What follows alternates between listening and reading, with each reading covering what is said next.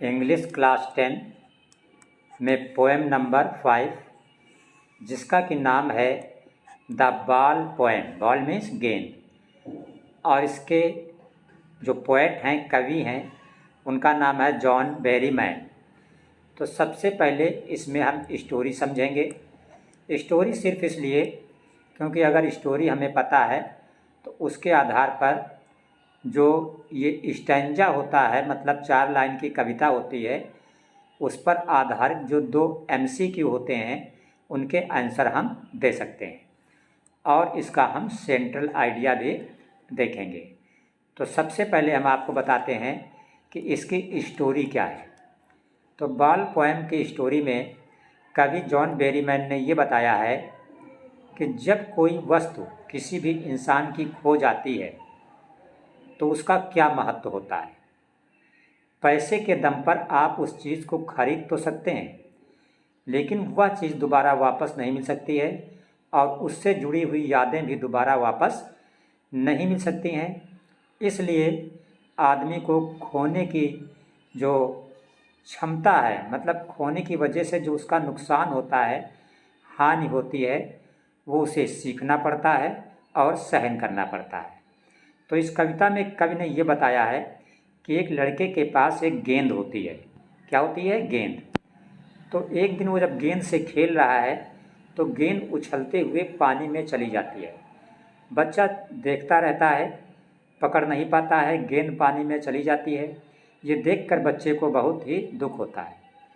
वह कुछ पैसों में दूसरी गेंद खरीद सकता है, लेकिन वो गेंद उसे कभी वापस नहीं मिलेगी और ये देखकर बच्चा दुखी होता है क्योंकि उस गेंद से उसकी यादें भी जुड़ी हुई हैं।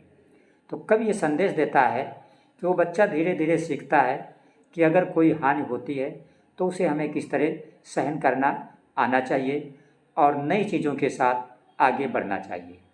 तो अब हम देखते हैं इसका सेंट्रल आइडिया। लिखा है द पोएट डिस्क्राइब। डिस्क्राइब का मतलब होता है वर्णन करना। The grief. ग्रीफ का मतलब होता है दुख। कवि जो है दुख का वर्णन करता है। ऑफ अ बॉय, एक लड़के के दुख का वर्णन करता है। Over the loss of his ball. Loss का मतलब होता है नुकसान, मतलब घाटा, हानि।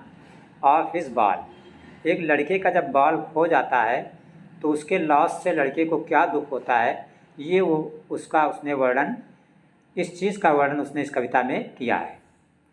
आगे लिखा है ही अंडरस्टैंड। अंडरस्टैंड का मतलब होता है समझना। His first responsibility. रिस्पॉन्सिबिलिटी का मतलब होता है जिम्मेदारी। विद दैट लॉस, और इस लॉस से, इस नुकसान से लड़के को अपनी पहली जिम्मेदारी का एहसास होता है। कौन सी जिम्मेदारी? कि उसे अब सीखना होगा कि जो चीज़ें खो जाती हैं उनको सहन कैसे किया जाता है।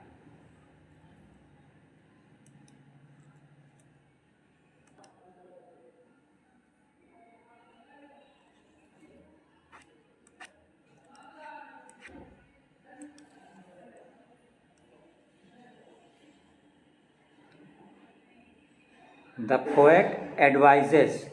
एडवाइस का मतलब होता है सलाह देना।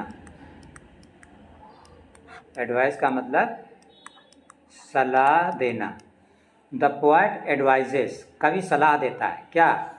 कि दैट द पीपुल, कि लोगों को, होम, होम का मतलब जिनको, विल लव, हम पसंद करते हैं, will not be with us always. Always का मतलब हमेशा, वो हमेशा हमारे साथ नहीं रहेंगे। तो इसलिए हमें भी सहन करना सीखना होगा। और आगे क्या कवि बताता है कि वन हैज़ टू अंडरस्टैंड। इसका मतलब हर किसी को सीखना होगा क्या? नेचर ऑफ लॉस, कि जो लॉस है, लॉस का मतलब हानि, ये क्या है? ये प्रकृति का नियम है। इसलिए अगर चीज़ें खो जाती हैं तो हमें उनके लिए सहन करने की, दुख सहन करने की क्षमता सीखनी पड़ेगी। ये पोएम नंबर 5 का, जिसका कि नाम है द बॉल पोएम, इसका मोस्ट इम्पॉर्टेंट स्टैंजा है। लिखा है नाउ ही सेंसेस। सेंसस का मतलब एहसास। अब उसे एहसास होगा, फर्स्ट रिस्पॉन्सिबिलिटी, कि उसकी जिम्मेदारी क्या है। इन अ वर्ल्ड ऑफ पजेशन, इस भौतिकवादी युग में, पीपुल विल टेक बॉल्स, लोग गेंद खरीदेंगे, ball will be lost always, गेंदें खोती रहेंगी।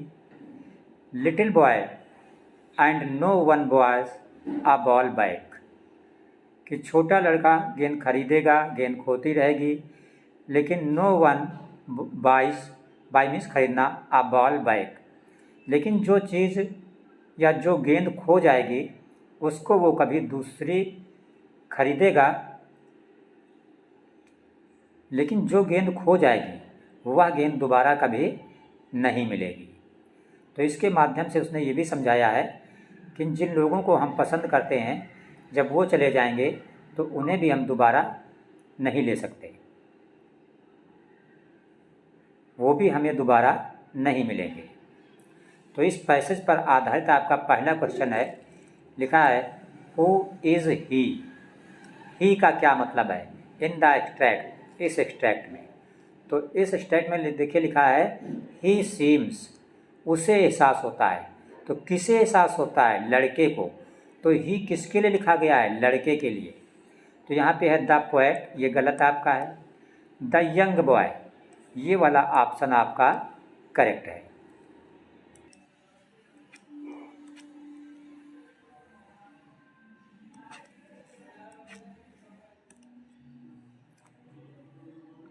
सेकंड क्वेश्चन आपका है who is the poet of the poem the बाल पोएम। ये जो कविता द बाल पोएम है, इसका पोएट मीन्स कवि कौन है?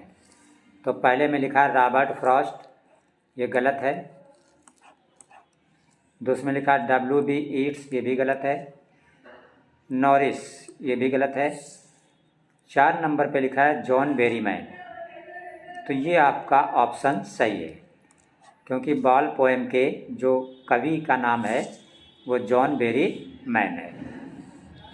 तो आप लोग चैनल को सब्सक्राइब अवश्य रखिए, क्योंकि हम प्रोज, पोएट्री, सप्लीमेंट्री तीनों के हर लेसन के सिर्फ वो क्वेश्चन हल कर रहे हैं जो आपके बोर्ड एग्ज़ाम के लिए काफ़ी इम्पॉर्टेंट हैं, और फिर आपको कहीं से तैयारी करने की कोई आवश्यकता नहीं रहेगी।